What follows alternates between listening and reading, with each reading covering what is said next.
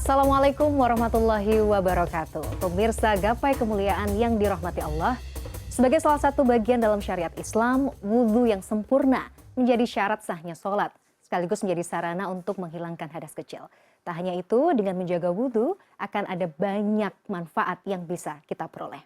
Nah, untuk membahas tema terkait fikih wudhu ini, sudah hadir bersama saya di studio ada gurunda kita semua, Kiai Haji Muhammad Faiz. Assalamualaikum Pak Kiai. Waalaikumsalam warahmatullahi Sehat hari ini Pak wabarakatuh. Kiai? Alhamdulillah baik. Alhamdulillah. Nah, pemirsa, bagi Anda yang juga memiliki pertanyaan, Anda bisa mengirimkan pertanyaan Anda melalui email yang tertera di layar kaca. Langsung Pak Kiai. Ya. Bahasan kita hari ini adalah terkait fikih wudhu dan keutamaan wudhu sebenarnya. Iya, Tapi sebelum kita bahas lebih lanjut, kita juga ingin tahu sebenarnya kalau kita bicara makna atau definisi wudhu itu apa sih? Wudhu Silakan. itu dalam bahasa Arab itu artinya secara bahasa tidak keluar dari yang mana yang artinya bagus, bersih, Bagus, dan bersih, berseri-seri. dan berseri ya. Nah, ada orang yang bersih tapi tidak berseri-seri. Mungkin kulitnya bersih, make upnya bagus tapi banyak hutang. Jadi yang muram dia aja nggak ya Pak Kiai. berseri-seri. Betul. Nah, kalau wudhu itu menggabungkan tiga unsur ini. Dan itu yang kemudian nanti menjadi bukti di hari kiamat. Nanti akan kita terangkan orang yang rajin berwudhu. Itu bukan saja bagus, bukan saja bersih, tapi juga berseri-seri. Itu dari aspek bahasa Arabnya. Adapun wudhu dalam syariat Islam itu adalah beribadah kepada Allah. Dengan membasuh atau mengusap bagian tertentu dari anggota tubuh ketika orang itu kemudian melakukan apa yang disebut dengan nama hadas. Hadas itu seperti orang pipis, orang buang air, atau kemudian bersentuhan dengan perempuan yang bukan mahramnya, ya, atau kemudian melakukan hubungan suami istri. Maka di situ diminta orang tadi untuk melakukan ibadah yang namanya wudhu. Wudhu. Bentuknya tentu semua orang sudah tahu.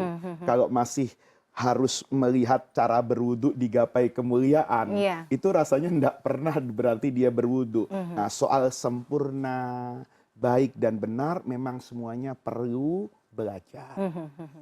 Baik, kalau kita bicara hukumnya wudhu sendiri. Wudu itu tidak ada hukumnya. Nggak ada hukumnya, Mila. Karena wudu itu hukumnya akan berkaitan dengan digunakan sebagai apa wudu ini.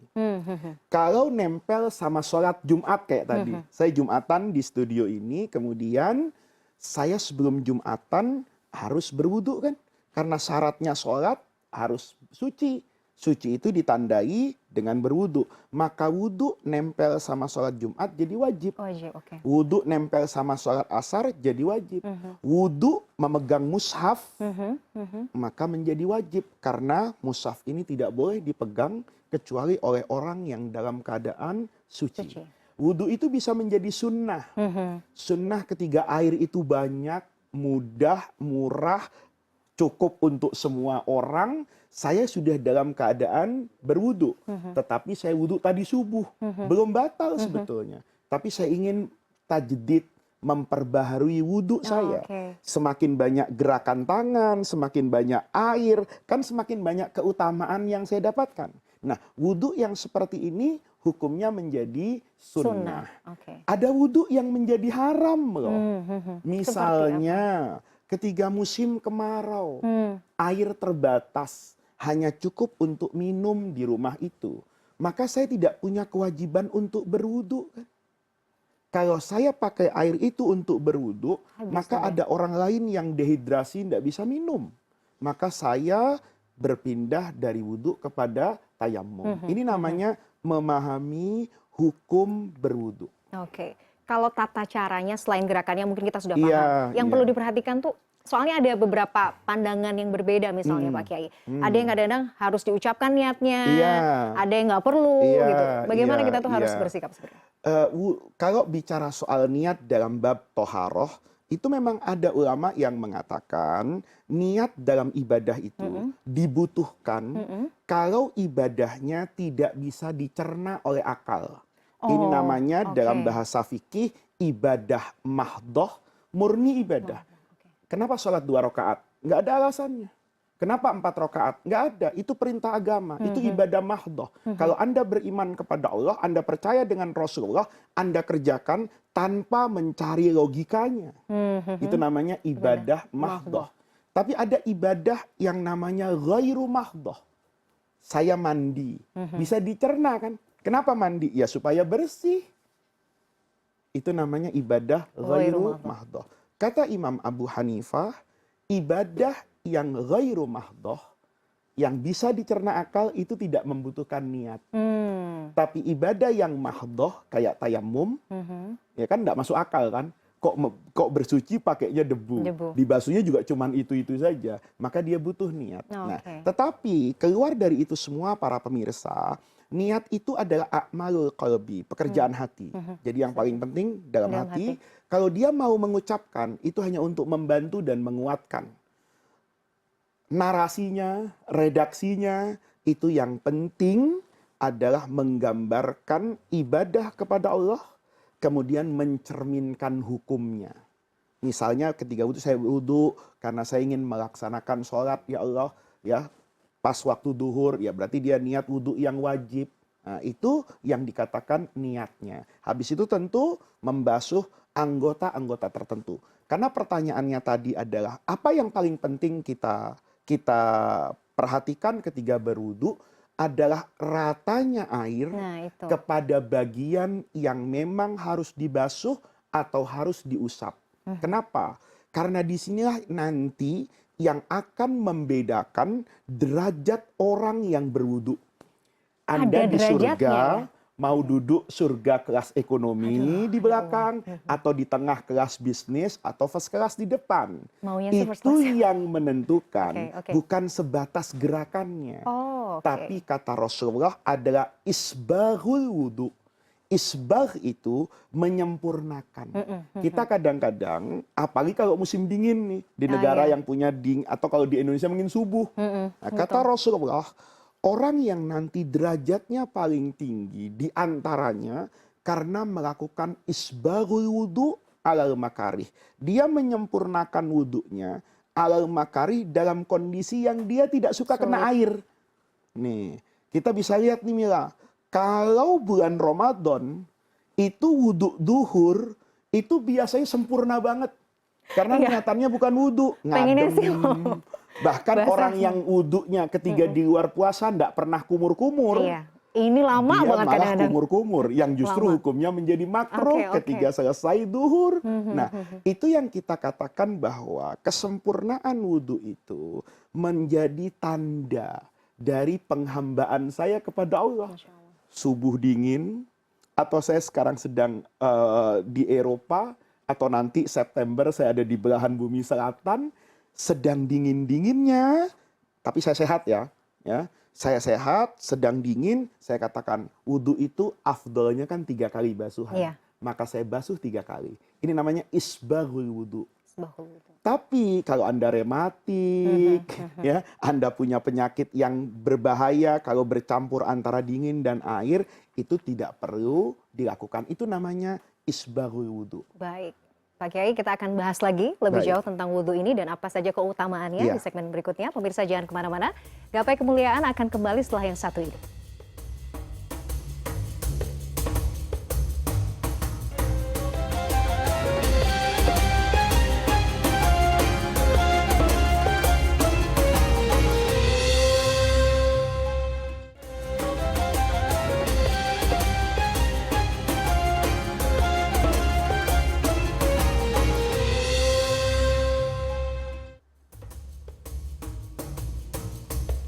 Ya, terima kasih pemirsa, Anda masih menyaksikan Gapai Kemuliaan dalam episode Fikih Wudhu. Pak Kiai, kita lanjutkan lagi.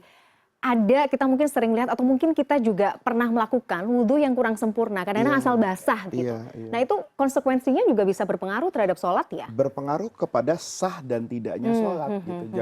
Jangan sampai nanti orang yang sholatnya sudah benar dan sempurna itu tidak sah karena salah dalam berwudhu. Itulah rahasianya mengapa wudhu itu mendapat balasan yang begitu istimewa. Karena dia menentukan sah dan tidaknya sholat. dia menentukan kebolehan dan ketidakbolehannya kita memegang mushaf petunjuk Allah itu. Jadi di situ nggak boleh ada orang yang penting basah, gitu. tapi dia harus belajar. Misalnya saja, yang paling pokok dalam wudhu misalnya adalah membasuh wajah. Dia harus tahu yang namanya wajah itu apa. Batasannya mana? Batasannya mana. Dan itu yang menentukan adalah ahli bahasa pada masa Al-Quran diturunkan. Ketika falsilu wujuhakum. Wajah itu mana? Apakah ini bagian dari wajah apa bagian dari telinga? Itu semuanya para pemirsa tersedia di dalam fikih. Kalau saya terangkan hilafnya akan panjang, tetapi bisa dibaca. Dan itu harus menjadi kewajiban setiap orang. Kalau bicara tentang wudhu, itu tidak ada urusan kiai dengan murid, tidak ada urusan profesor dengan orang lain, karena mempelajari wudhu itu menjadi kewajiban semua orang. Ya. Karena setiap orang pasti punya kewajiban berwudu setiap harinya. Nah ini harus dipelajari. Falsilu wujuhakum wa aidiyakum ilal marafiq. Ini sampai mirfak siku. Ini apa itu hukumnya? Sering luput juga luputnya. Makanya hati-hatinya lebihkan. Jangan kemudian ngukur pas-pasan. Siku saya begini, boleh jadi yang ini basah, yang dibaliknya belum basah. Nah ini yang harus betul-betul diperhatikan. Oke, Pak Kiai, apa saja kemudian yang membatalkan wudhu? Ada anggapan kan, aduh jangan-jangan kalau sudah wudhu kemudian bersentuhan dengan yang pasangan kita batal. Bagaimana wudhu itu terkait dengan hadas, bukan terkait dengan najis. Jadi kemarin pemirsa mungkin saya sudah pernah mengisi di sini terkait dengan toharoh. Hadas itu ada yang hadas kecil dan ada yang disebut dengan hadas besar. Hadas kecil itu adalah keluarnya apapun, baik melalui alat kelamin di depan atau dubur di belakang. Itu membatalkan wudhu. Kemudian ada yang disebut dengan hadas besar. Yaitu kalau perempuan misalnya haid, kemudian suci, atau suami atau laki-laki bermimpi basah, atau kemudian pasangan suami istri melakukan hubungan suami istri, itu boleh. Jangan sampai pertanyaan salah, Pak, kalau ada pacar berhubungan dengan pacarnya, wajib mandi enggak? Wajib taubat. Wajib gitu loh. Bukan itu poinnya, sebatas bukan wajib mandi. Betul. Nah, yang wajib mandi itu kalau dilakukan pada hubungan yang dibenarkan oleh agama. Jadi di situ namanya hadas. Nah, selain aktivitas itu tidak akan membatalkan wudhu.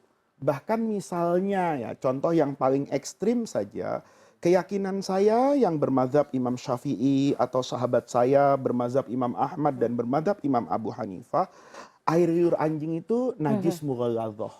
Maka kalau saya berjalan ke masjid, saya sudah punya wudhu nih. Tiba-tiba misalnya saya pakai sarung yang tidak menutup sampai di bawah. Tahu-tahu bagian betis saya dijilat sama anjing. Maka saya cukup mensucikan bekas jilatannya tanpa berpengaruh kepada keabsahan wudhu saya. Karena ini najis bukan hadas. Nah itu yang harus kita paham. Jadi orang kalau sudah berwudhu mau makan boleh enggak? Boleh, enggak ada yang melarang gitu loh. Tetapi kalau nanti makan makanan yang meninggalkan bau di mulut, maka dia bukan berarti nggak boleh sholat karena wudhunya batal. Tapi dia tidak pantas untuk ke masjid, apalagi azan, jadi imam, karena menyakiti makmum. Habis makan jengkol 2 piring misalnya, dia sudah berwudhu gitu loh. Apa kemudian dia boleh sholat? Boleh, tidak ada yang melarang. Kalau sholat sendirian misalnya. Tetapi itu tetap dalam batasan makruh. Kenapa? Karena dia mengeluarkan bau. Nah, mengeluarkan bau ini bisa jadi tidak sekedar makruh. Kalau sampai nanti meninggalkan bekas di masjid, orang kemudian oh saya tidak lagi ke masjid itu karena misalnya, imamnya begitu dan sebagainya. Nah itu tidak ada kaitannya dengan wudhunya. Gitu. Wudhunya tetap sah. Pak Kiai, ada nggak sih sebenarnya amalan sunnah yang juga bisa membuat derajat wudhu ini menjadi lebih baik? Oh iya, yang pertama adalah niat mudawamul wudhu. Dawam itu adalah selalu dalam kondisi berwudu. Nah, ini adalah implementasi dari firman Allah. innallaha yuhibbut tawwabin. Orang suka, Allah tuh sangat dengan orang yang suka taubat. Dan yang kedua, yuhibbul mutatahhirin. Maka dulu guru saya itu bilang, ada wirid yang cukup ampuh tanpa kamu mengeluarkan kata-kata. Saya bertanya sama guru saya, apa? Itu adalah dawamul wudu. Setiap hari kamu berwudu. Begitu batal, langsung berwudu. Terlepas apakah kamu mau sholat atau tidak, mau memegang mushaf atau tidak, tapi dalam hidupmu harus selalu dalam keadaan berwudu. Tapi tadi itu berwudu, kalau dia batal, wudu lagi. Apa berarti kemudian wah nggak bisa mesra-mesraan dong? Kalau ya bisa lah mesra-mesraan dengan istri dapat pahala. Begitu wudunya batal, berwudu lagi, kan dapat pahala lagi. Gitu. Nah itu adalah amalan yang sangat dahsyat, yaitu dawamul wudu. Jadi menjaga wudu. Menjaga wudu, itu terjaga hatinya, terjaga batinnya, terjaga pikirannya. Bahkan dulu saya punya kawan, ya, itu hafalannya luar biasa. Saya selidiki apa sih? Apa harus uji IQ, pinteran mana saya dengan dia. Ternyata dia punya amalan. Di kemudian hari saya tahu bahwa semenjak dia kecil, dia selalu membiasakan dalam keadaan berwudu. Berwudu, Masya Allah. Pak Kiai, ini pengalaman pribadi nih. Ya. Pada saat sudah berwudu, misalnya kita nggak sengaja bersentuhan dengan misalnya yang bukan mahram. Mungkin karena di tempat publik misalnya, yang tidak sengaja. Kadang-kadang masih bimbang juga, ini membatalkan wudu nggak ya? Sampai akhirnya kalau udah bimbang, saya mendingan wudu lagi gitu. Sebenarnya bagaimana, Pak Kiai? Itu tinggal bagaimana Mila berguru. Kan Mila bukan ahli agama. Tentu tinggal Mila bertanya kepada saya. Nah, saya akan menguraikan sebetulnya masalah ini kan masalah yang sudah lama. Selesai di masa sahabat, selesai di masa para ulama. Hanya kan di masa lalu itu jadi identitas. Kalau megang istrinya batal, itu orang NO katanya. Kalau megang istrinya nggak batal, itu orang Muhammadiyah, orang Persis. Padahal mengotak-ngotakan politik aliran di masa lalu. Sebenarnya itu bukan masalah NO dengan Muhammadiyah. Itu masalah lahir. Itu semenjak adanya Quran. Jadi Quran memberi ruang untuk pemahaman yang berbeda. Jadi kalau ada orang bertanya kepada saya, Pak, tolong jelaskan menurut Al-Quran, menyentuh perempuan yang bukan mahramnya itu batal atau tidak? Saya tidak bisa jawab kalau menurut Al-Quran. Tapi kalau diminta pemahaman Bapak dari ayat Quran, saya berani jawab. Imam Abu Hanifah misalnya, Imam Malik, dan Imam Ahmad. 3 imam besar ini mengatakan sekedar bersentuhan itu tidak batal. Imam Syafi'i bilang, asal bersentuhan batal. Ini masalahnya di mana? Masalahnya ayat Qur'annya dengan beragam qiraat yang ada. Kan Qur'annya bilang begini singkatnya. Kapan wudhu itu batal? Au lamastumun nisa. Ada yang baca panjang.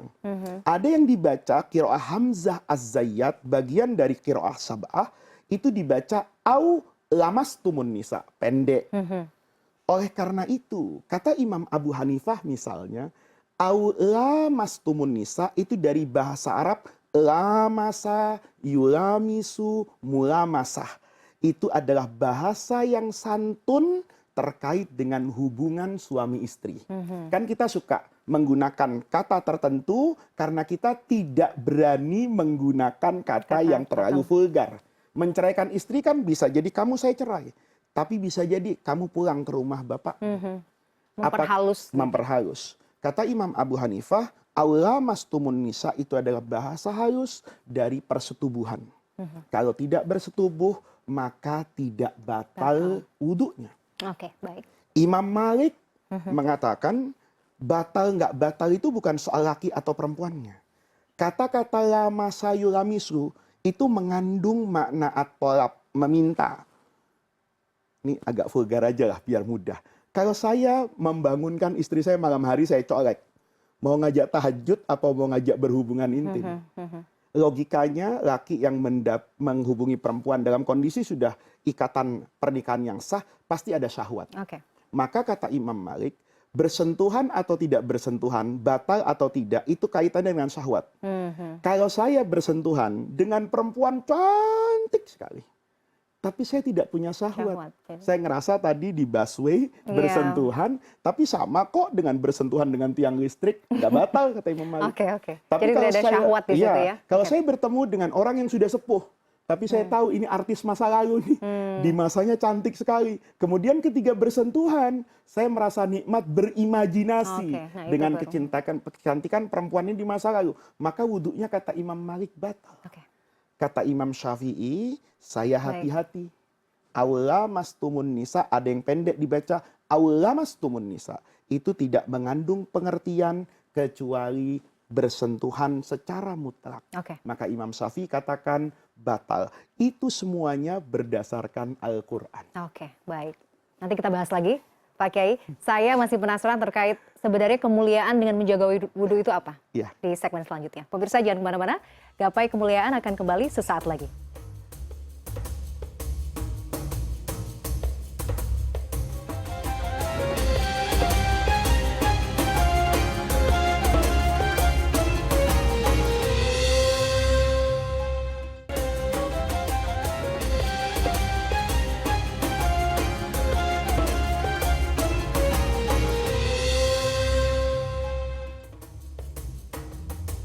Ya pemirsa, Anda masih menyaksikan Gapai Kemuliaan dalam episode keutamaan wudhu. Kita lanjutkan lagi Pak Kiai. Sebenarnya apa keutamaan atau kemuliaan bagi orang-orang yang senantiasa menjaga wudhu? Yang pertama dijanjikan surga. Masya Allah. Itu pada peristiwa Al-Isra wal Mi'raj. Rasulullah diperlihatkan surga. Pada satu episode di surga itu, Rasulullah dalam riwayat itu mendengar suara sandal. Kata Nabi, ini suara sendalnya siapa? Suara sendalnya Bilal. Logikanya berarti Bilal kan dapat SK itu. Pasti masuk surga. ACC ini masuk surga. ACC masuk surga. Setelah Nabi kembali ke Mekah, Nabi boleh jadi punya begitu banyak persoalan, masalah kehidupan, dakwah. Nabi tidak pernah bertanya lagi sama Bilal. Hingga di Madinah, Nabi ingat. Begitu di Madinah, Nabi bertanya sama Sayyidina Bilal. Ya Bilal, hadisni, itu Sahih Muslim itu. Ceritakan kepada saya, bi'amalin amil tahu fil Islam, dengan satu pekerjaan yang pernah kamu kerjakan semenjak kamu masuk Islam, arja indallah, yang paling kamu jadikan harapan saat bertemu dengan Allah. Ini andalan. Kita kan pasti punya andalan kan, ada baju andalan, ada mobil andalan, misalnya. Kata Bilal, kenapa ya Rasulullah? Ya karena saya mendengar suara sendalmu di surga. Surganya indah. Maka dalam hadis itu seolah-olah Nabi itu cemburu sama Bilal. Maka Bilal dengan penuh kerendahan hati, nggak sombong. Kalau saya kan jadi sombong. Nabi baru tahu ya hebatnya saya, kan gitu. Kalau Bilal enggak, alayya yughar ya Rasulullah. Apa pantas Nabi itu seperti saya? Nabi itu jauh surganya nanti daripada saya. Kata Nabi, itu urusan lain Bilal. Yang penting cerita dulu apa yang kamu amalkan. Apa kata Bilal? Saya ini ya Rasulullah tidak pernah beribadah apapun, tidak pernah bekerja apapun yang lebih saya andalkan dan saya harapkan di hadapan Allah nanti melebihi kebiasaan saya selalu berwudu dengan sempurna. Setelah saya berwudu, saya akan sholat. Sholatnya 2 rakaat. Tetapi bilangan sholatnya berapa kata Rasulullah? Apa 2 rakaat, berhenti, terus kata Bilal, tergantung ya Rasulullah. Kalau saya setelah wudhu, saya tidak memiliki pekerjaan apapun, maka saya akan sholat. Sholat saya sepanjang apa yang ditakdirkan oleh Allah. Jadi nggak berhenti-berhenti, karena kosong. Tapi kalau kayak Mila terus ada job untuk nge-host, ya berhenti dari sholatnya. Datang ke CNN. Jadi semampunya aja semampunya. Ya? Itulah yang menjadi keistimewaan wudhu. Itu yang pertama. Yang kedua, wudhu yang sempurna itu akan menjadi identitas muslim di hadapan Rasulullah. Nabi bersabda kepada para sahabat, di hadapan sahabat, saya ini berharap ingin bertemu dengan saudara-saudara saya.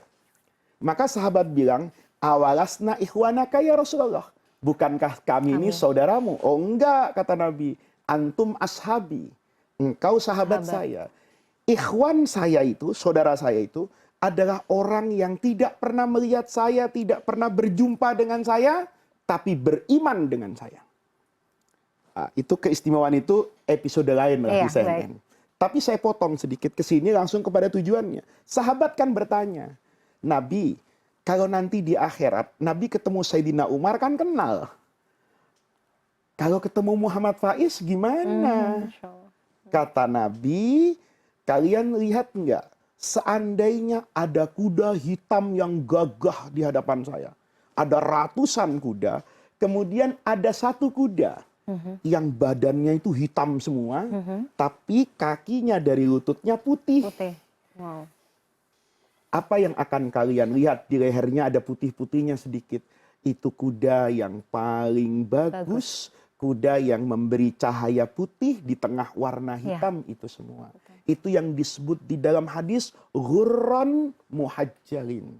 Kata Nabi, nanti saya akan mengenal umat saya itu dari bekas wudhu. Jadi bekas itu Mila tidak boleh dipertanyakan di dunia.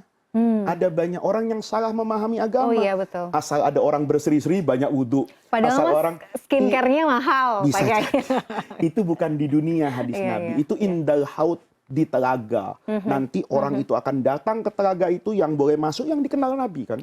Itu yang nanti akan minum dari tangan Rasulullah. Kemudian orang itu la yadhma'u ba'dahu abadan. Tidak akan pernah merasa haus di tengah panasnya kejadian di mahsyar. Itu adalah balasan untuk orang yang berwudu secara sempurna. Betapa murahnya surga. Betapa mudahnya bertemu dengan Rasulullah pada hari kiamat. Hanya dengan berwudu. Yang itu kita lakukan hari ini gratis. Saya tadi wudu di studio ini. Dan tidak diminta bayaran oleh studio ini. Itu menunjukkan betapa murahnya Allah. Betapa mudahnya beragama dan betapa dahsyatnya amal sekecil apapun kalau dilakukan karena ketundukan hati kita kepada Allah. Masya Allah. Jadi dahsyat sekali ya dengan menjaga wudhu. Mudah-mudahan nih kita termasuk umat Rasul juga yang dimudahkan untuk senantiasa menjaga wudhu ya Pak Kiai. Amin. Pak Kiai, tidak terasa kita sudah sampai di penghujung acara. Pemirsa, semoga apa yang tadi kita sudah bahas bisa menjadi bekal bagi kita untuk menjadi pribadi dan juga menjalani hidup yang lebih baik lagi. Amin. Ya Rabbal Alamin. Saya Meladia Rahma dan juga Kiai Haji Muhammad Faiz undur diri. Insya Allah kita akan berjumpa kembali pada gapai kemuliaan berikutnya. Wabillahi taufiq wal hidayah. Wassalamualaikum warahmatullahi wabarakatuh.